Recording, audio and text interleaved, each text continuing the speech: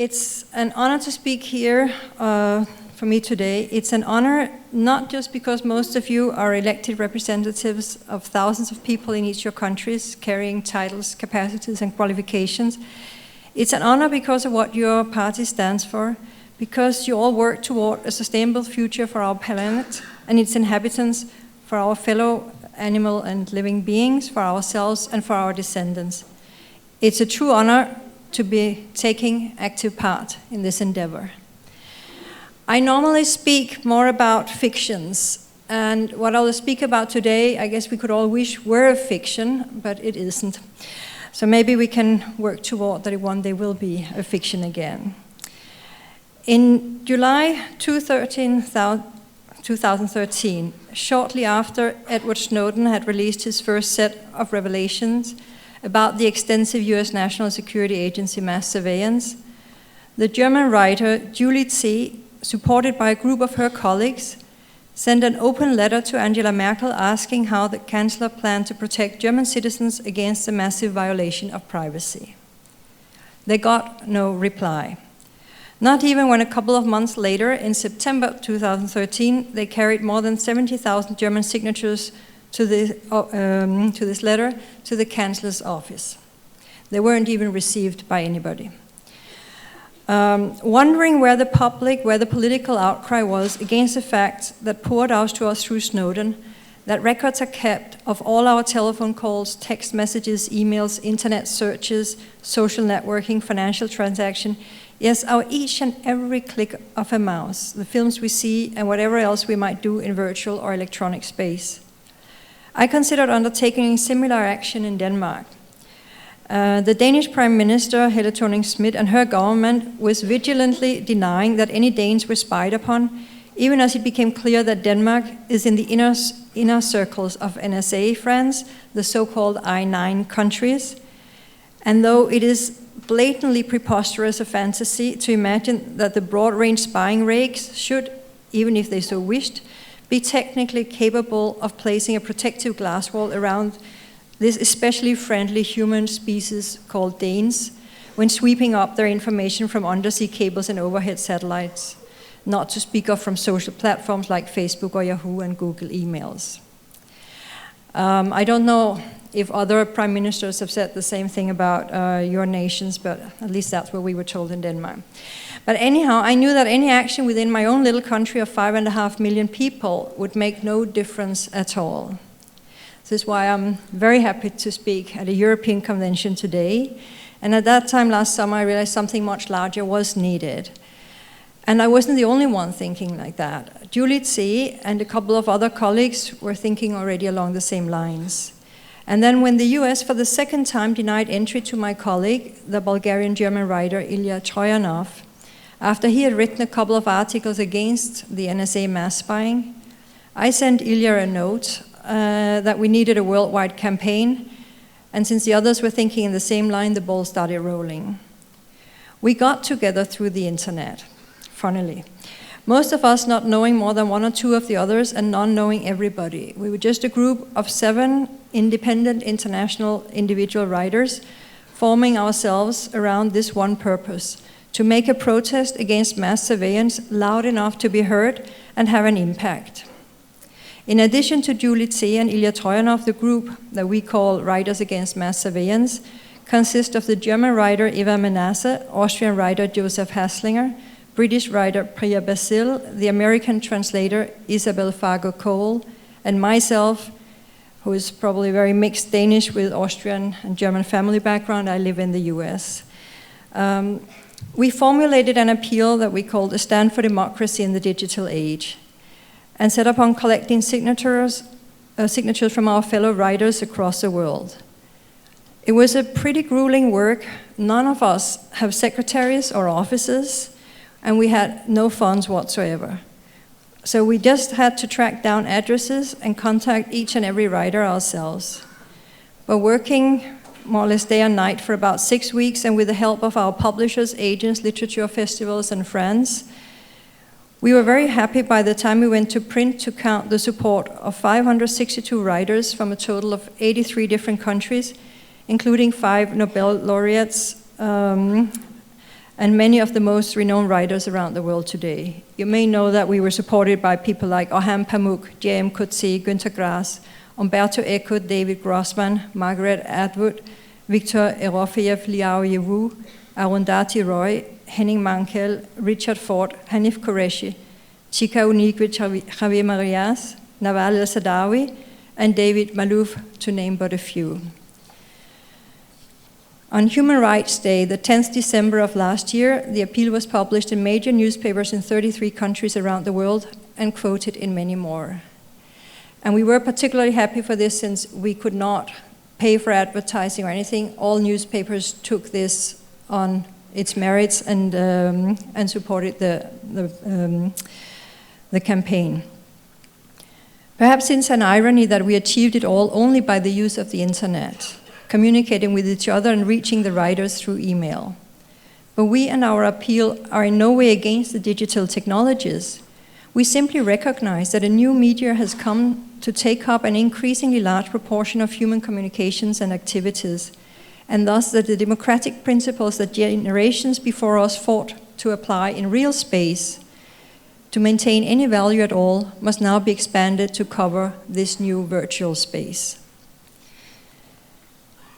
The appeal called for states and corporations to respect the right of people as democratic citizens to determine to what extent their personal data may be collected, stored, and processed. To ensure democracy and protect civil rights in our digital era, it furthermore called on the UN to create an international bill of digital rights. It was based on what we consider two undeniable facts: that mass surveillance is rampant today, and mass surveillance undermines all principle of civil rights and the very functioning of democracy.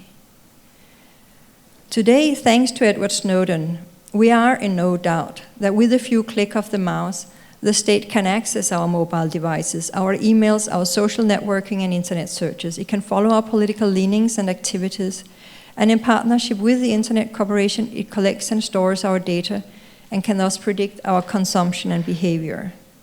The latest revelations show that as long as we carry a mobile phone, even one of the old-fashioned kinds, our physical moves in geographic space can be followed. Any trip to the local grocer or wherever you go is known and stored indefinitely. Imagine if such technology had been available in the former East Bloc countries or anywhere you have an autocratic regime, what this information can be used for. We purposely didn't aim our protest at the US or any other specific country because we think that unfortunately most, if not all, the world governments are involved. Autocratic regimes such as in China, Russia, North Korea, and Iran evidently have their own systems. But also in Europe have we for years known that the echelon system collects and stores information akin to that of the NSA PRISM systems.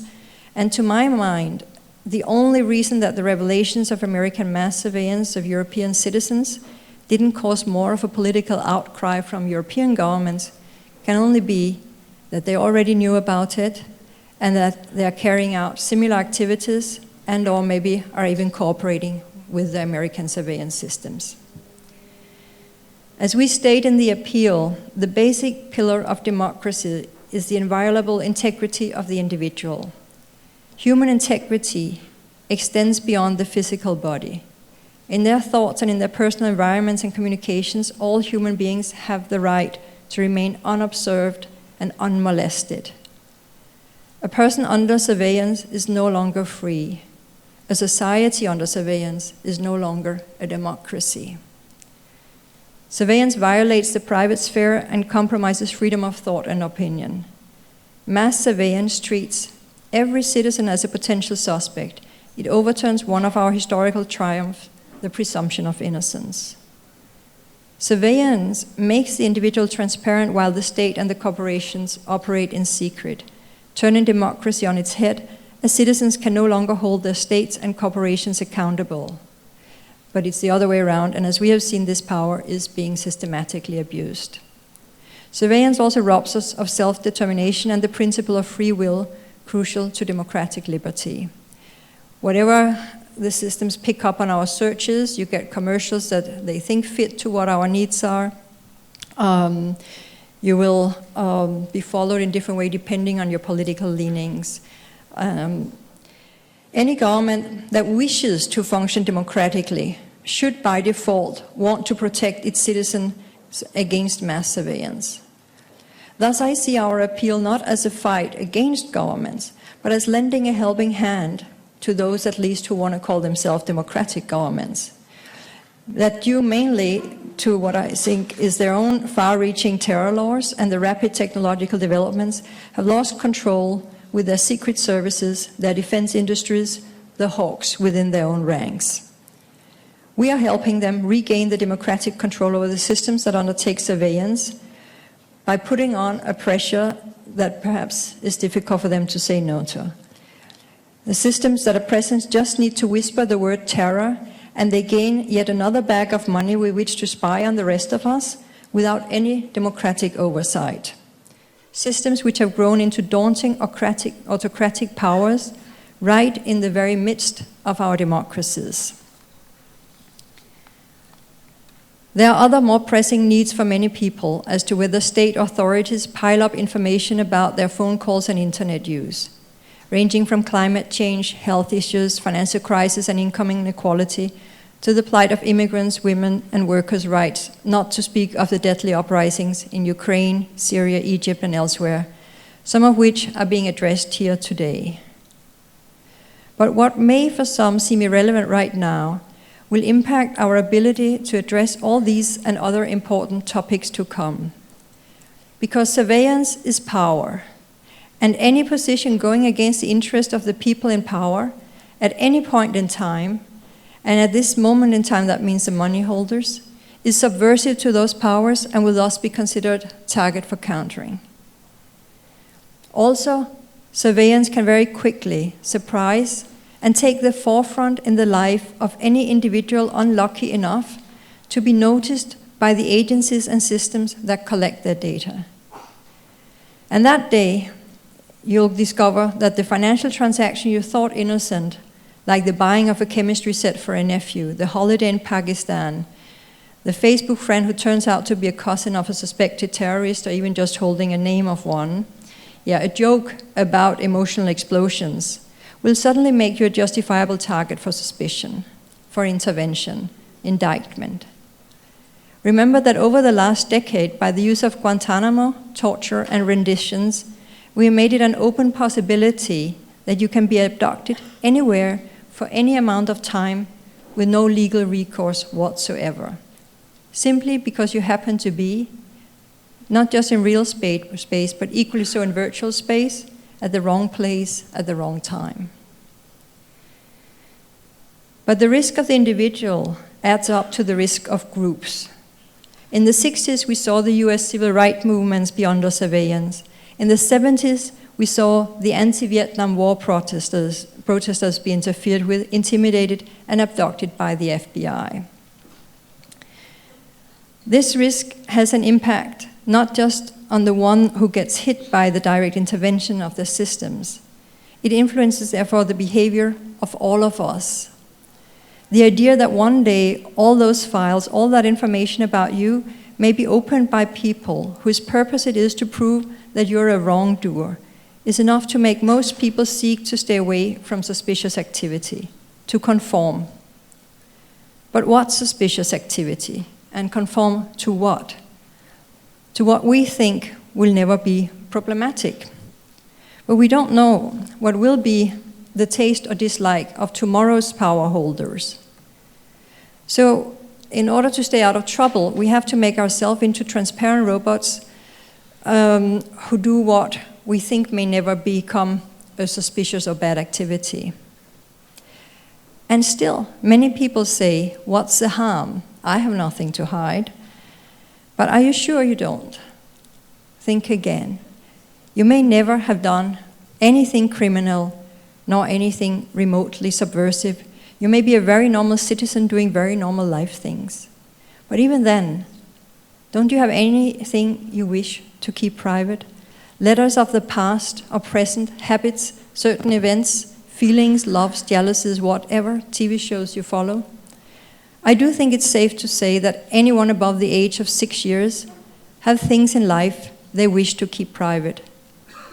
And as soon as anyone has access to information about something we prefer to keep private, that person or system has a power over us.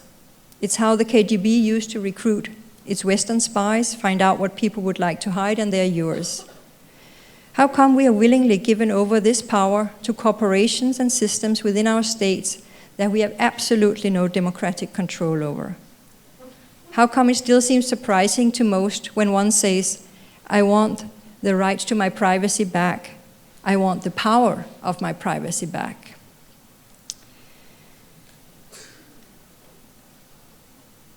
The mistrust a society under surveillance builds, we know from autocratic regimes in former Eastern, or in Eastern Europe for not very long ago.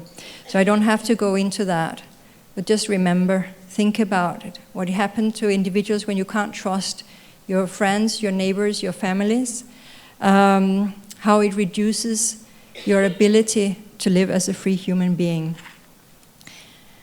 And also, these systems, even when they run at their most neutral, they consist of people, human beings like you and I, people paid to check if you're a threat to society, people who may be your disgruntled neighbor, your vindictive ex-husband, or a jealous cousin, who may be simply a zealous bureaucrat earning his way up the ranks by proving you a threat. And you try to prove him wrong and see who wins.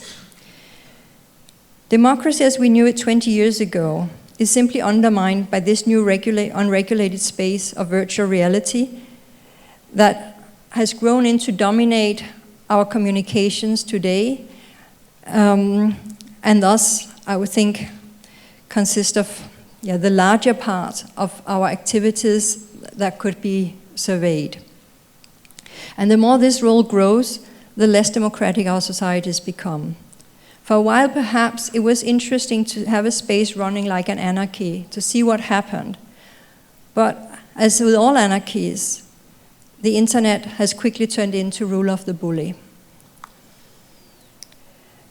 Since we issued our appeal, a lot has happened. In America, President Obama has established a congressional committee to look into the surveillance systems. Several US judges have declared mass surveillance, particularly telephone tapping of everyone, unconstitutional. There's a class action lawsuit against the US government for surveillance. And following a New York Times op-ed calling for clemency of Edward Snowden, this is now being publicly discussed, something that would have been unthinkable just 6 months ago. In Europe, our appeal has been discussed in the Bundestag, thanks to the Green Party there. And we are meeting Martin Schulz next week, and I have been invited here.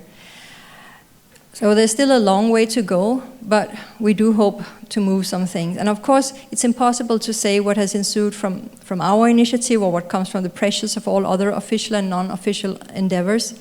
But also that's not important. What is important is that all these different brooks run together to form a way that makes it impossible to go away, that makes it imperative that mass surveillance be stopped, that makes it imperative that our democratic principle be extended to apply to virtual space as they do in real space. We are not talking about going against gravity. We are not talking about natural catastrophes or anything as complicated as climate change. We are talking about technology developed by human beings within the last 25 years, systems created by human beings which can be changed by human beings. Edward Snowden built on a legacy of civil rights fighters in the US when he stole and revealed the information he did. He built on the founding fathers of America who formulated the Declaration of Independence, holding it as a self-evident truth that human beings are endowed with some inalienable rights that are life, liberty, and the pursuit of happiness. He built on the legacy of Martin Luther King, who said, one has a moral responsibility to disobey unjust laws. Individuals can do a lot more than what may seem obvious. Not many of us have the opportunity or courage that Edward Snowden has shown, but we all have some influence. We writers fight with our weapon, the pen, and our voices. You, the politicians, fight through the political systems of dialogue and negotiations. But all citizens can stand up, join the protest, join the call, and say no. Power structures often run amok, even in established democracies, as we've seen in this case. It's the duty of citizens, of all of us, to go against the unjust use of power, no matter where, no matter when.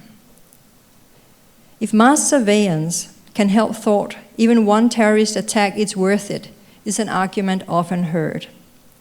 Even if it were true, I disagree. Freedom and security are not opposite, but closely linked corollaries. Look at history. Societies where individual freedom and civil rights were guarantees have always been safer than where freedom is curtailed. On top of this, the terrorist argument in itself doesn't hold water. It's become clear that the information President Obama quoted shortly after Snowden's first revelations, that mass surveillance had prevented at least 50 terror attacks, are all bogus, cooked up by those with an interest in it being so, the NSA. The White House's own review panel came out with a report in December saying that there was absolutely no evidence that the NSA's collection of telephone records had thwarted a single terrorist attack. More and more American congressmen, judges, and officials have come to the same conclusion. Mass surveillance does not stop terrorism. Jim Sensenbrenner, who drafted the Patriot Act, has gone as far as to propose a US Freedom Act now, which sponsored support by more than 100 of his fellow congressmen, from bipartisan, half-half, Republican and Democratic. So on the other side of the Atlantic, things are really moving. And this is what we can pick up on in Europe. Understanding that criticizing an allied country for undemocratic practices is not a faux pas, but a must and a sign of true love, like saving a friend from drugs and alcohol. But naturally, we can't point fingers if we don't first look at the situation within our own countries, our own region. How is Europe doing on mass surveillance? That's one question I'll ask you to follow up on after this convention. Let's force our governments out of their comfortable silence and tell us what they know, what we should know. Let's show that democracy still means something in Europe. As part of Writers for Mass Surveillance, we continue our work as individual independent artists who can help explain the impact on individuals and societies, and who can push to keep this issue on the forefront of the political agendas.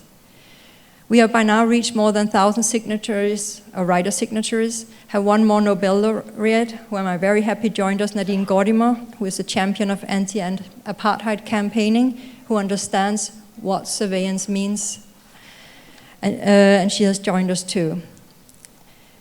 We keep speaking up where we can, and it's our aim to take the campaign to the United Nations General Assembly and present it to the world's government in September this year.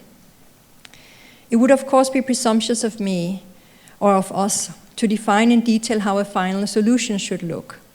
That, I'm sure, is better done by you, by the politicians, the technocrats, the high-tech technicians. As independent writers and thinkers, we can best help by keeping up the pressures, and perhaps by laying out some of the principles that should guide the next steps. So here, speaking just for myself, is what I think should be done. All the human and civil rights principles generations have fought for to apply in real space are already defined, and they simply must be broadened to cover the digital space. And it's at once very simple to say and seemingly complicated to address. But within the realm of the United Nations, we have a Human Rights Declaration and an International Covenant on Civil and Political Rights. The right to privacy is set out in Article 12 of the former Article 17 of the latter.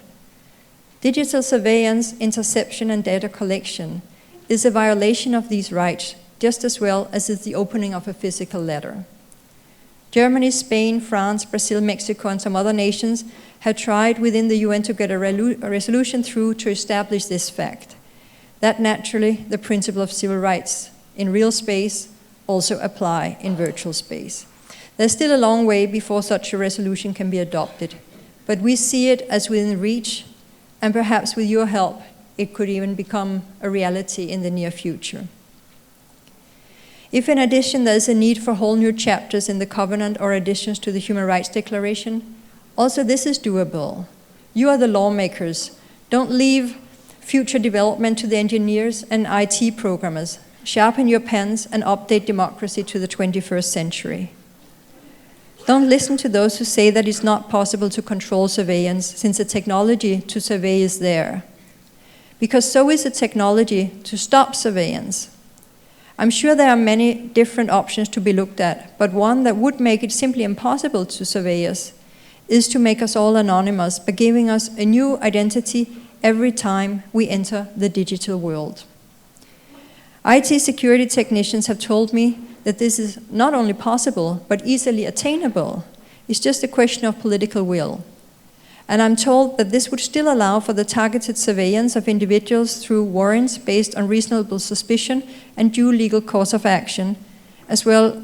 So there's not the danger that some would say if that they don't survey every one of us terrorists has a free go. But it would restore our privacy, it would do away with mass surveillance of all of us, it would restore presumption of innocence, and it would still allow the oversight of those terrorists or criminals people are afraid of. Mass surveillance and internet anarchy are, as I said, created by humans and can be changed by us. It's not nearly as daunting as fighting for democracy in the first place against kings, churches, and various dictators and fiefdoms. It's not halfway as improbable a course as women's suffrage must have seemed in the 19th century for the first women who started fighting. It's in no way as dangerous as the fight for equal human rights that Martin Luther King, Malcolm X, and many others in America fought for in the 60s, paying with their lives so that today we can see a black president of their country. We are not in China, where speaking up against surveillance may well put you behind bars for life, or in Russia, where criticism of the regime is often accompanied by disappearances or sudden death. We are not in Nelson Mandela's past apartheid South Africa, where fighting for the basic human rights for all leads to 27 years in jail. We are not in Egypt, where young Egyptians now on the third year get beaten up, raped, arrested, and killed, but keep walking on to Tahrir Square in protest of power abuses of first their longtime dictator Hosni Mubarak, then the Muslim Brotherhood, and now the military regime. We are not in Syria, where people are slaughtered by their own leader for wanting democracy. We are not in Ukraine, where citizens are presently killed in the streets for wanting democracy and a government accountable to its people. No, we are in so-called democratic Europe 2014, where it's still safe for intellectuals to speak up, for citizens to demonstrate, for opposition politicians to protest, where it's still possible through dialogue and negotiations to define new and better ways of doing things, to set out and implement the rules required to protect our human and democratic rights in the digital age. We risk very, very little, and we have everything to win. So what are we waiting for? Come, thank you.